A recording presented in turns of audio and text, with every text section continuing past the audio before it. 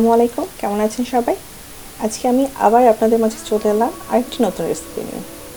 আজকে আমি দেখাবো কিভাবে বাসায় থাকা সবজি দিয়ে ঝটপট পাস্তা তৈরি করা যায়। আর পাস্তা কিন্তু এমন একটি খাবার যেটা ছোট বড় সবাই খুব পছন্দ করে থাকে।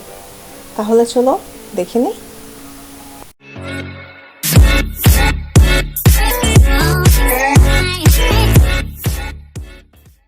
যারা এখনও আমার চ্যানেলটি সাবস্ক্রাইব করেনি, please do subscribe and hit the bell button. Pasta তৈরির জন্য আমি এখানে 1.5 কাপ পাস্তা নিয়ে নিয়েছি।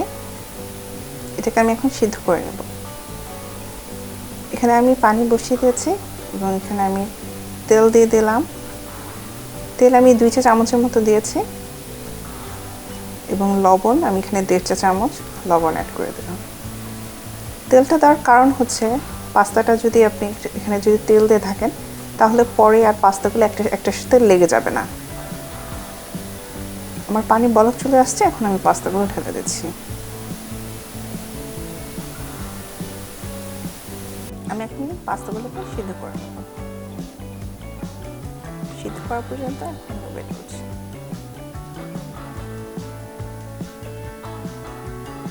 আমার পাস্তা সিদ্ধ হয়ে আসছে, আমি একটু চেক করে নিচ্ছি।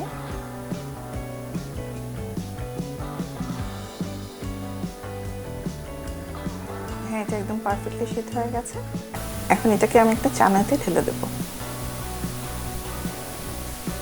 আমি চুলায় প্যান বসিয়ে দিয়েছি, এর মধ্যে আমি 2 চামচের মতো তেল অ্যাড করে দিচ্ছি।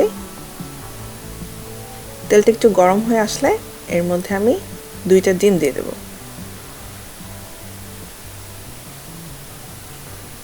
আমি কিন্তু ডিমটা আগে ফেটে নিইনি, আপনারা যদি চান ডিমটা আগে ফেটে নিতে পারেন।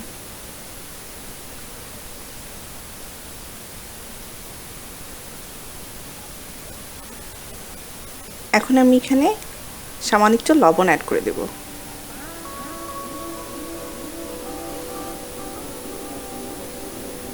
এখানে আমি 1/2 চা চামচের মতো লবণ দিয়েছি। এখন এটাকে আমি ভালো করে ভেঙে দেব।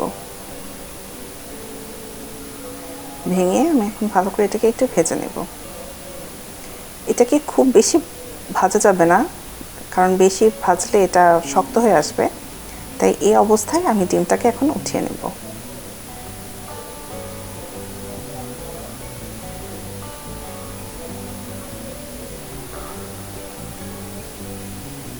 এই তেলেই আমি এখন মাংসটা ভেজে নেব। আমি এখানে মুরগির মাংস নিয়ে নিয়েছি, এটাকে আমি পাতলা করে লম্বা লম্বা করে কেটে নিয়েছি। এখানে আমি 1/2 কাপের মতো মুরগির মাংস নিয়েছি। এটাকে আমি আগে ম্যারিনেট করে রাখিনি, কারণ এটা যেহেতু ফার্মের মুরগি তাই ম্যারিনেট করা দরকার নাই। এখন আমি এর মধ্যে একটু লবণ দিয়ে দেব। এখানে আমি 1/2 চামচের মতো লবণ অ্যাড করে দিয়েছি, 1/2 চা চামচের মতো।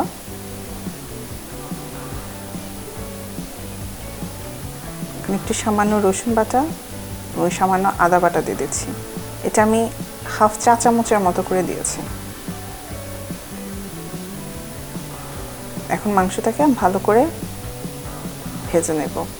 আমার হিট কিন্তু এখন খুবই কম থাকবে, আমি লো হিটে এটা করবো, কারণ যেহেতু আমি আগে ম্যারিনেট করে রাখিনি। আমি লো হিটে এটা এভাবে করে ভেজে নিয়েছি। দেখতেই পাচ্ছেন কালারটা কেমন গোল্ডেন হয়ে আসছে। এখন এর মধ্যে আমি সবজি অ্যাড করব। আমি এখানে গাজর, বরবটি এবং বাঁধাকপি নিয়ে নিয়েছি। আমি প্রথমে বরবটিটা দিয়ে দেব, কারণ বরবটিটা একটু শক্ত, সিদ্ধ হতে সময় লাগে। আর হ্যাঁ, আমি বরবটিটাকে আগে একটু ভাপ দিয়ে নিয়েছিলাম, কারণ এটা সিদ্ধ হতে সময় লাগে। আর গাজর আর বাঁধাকপির সাথে এটা দিলে এটা একটু শক্ত শক্ত লাগবে, এর জন্য আমি এটাকে আগে একটু ভেজে ভেজে নেব।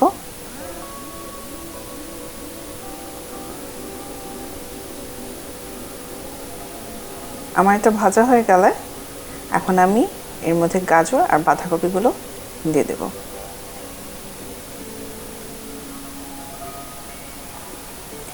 এখন আমার হিট কিন্তু হাই থাকবে।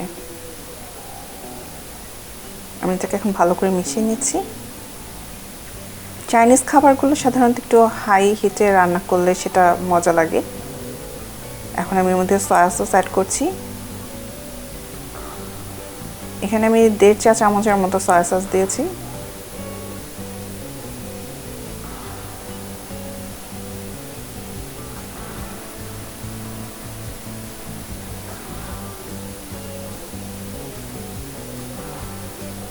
আমি এখন এটা হচ্ছে রেড স্পাইসি, এটা হট। আপনাদের যদি এই ধরনের কোনো সস না থাকে তবে আপনারা ক্যাচাপের মধ্যে লাল মরিচের গুঁড়ো মিশিয়ে অ্যাড করে নিতে পারেন, এটা স্পাইসি কাজটা করবে। আমি এখানে হাফ চা চামচ কালো গোলমরিচের গুঁড়ো দিয়ে দিলাম।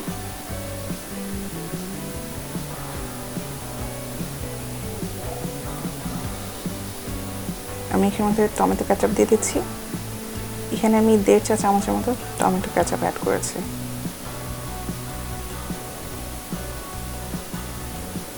এটাকে আমি ভালো করে মিশিয়ে নেব। এখন এখানে আমি সামান্য চিনি অ্যাড করব। এখানে আমি হাফ চা চামচের মতো চিনি দিয়ে দিলাম।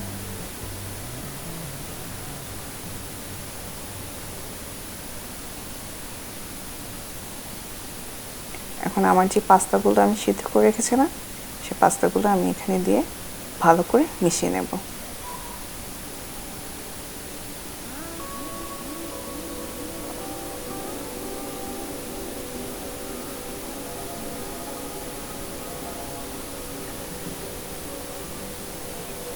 আমার মিশানো হয়ে গেছে। এখন আমি এর মধ্যে একটু পেঁয়াজ পাতা দিয়ে দিলাম। এটা অপশনাল, আপনাদের যদি না থাকে আপনারা না দিলেও চলবে।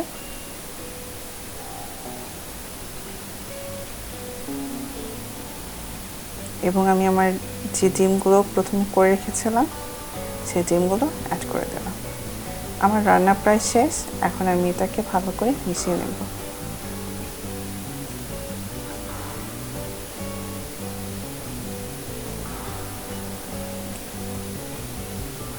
আমার পাস্তা তৈরি হয়ে গেছে আলহামদুলিল্লাহ। আমি আশা করবো আপনারা সবাই বাসায় ট্রাই করবেন, ইনশাআল্লাহ সবার খুব ভালো লাগবে। আর আমার রান্না যদি ভালো লেগে থাকে অবশ্যই লাইক, শেয়ার এবং সাবস্ক্রাইব করবেন আমার চ্যানেলকে। আর হ্যাঁ, আমাকে কমেন্টে কিন্তু অবশ্যই জানাবেন আপনাদের এটা কেমন লাগলো। সবাই ভালো থাকবেন, ধন্যবাদ সবাইকে।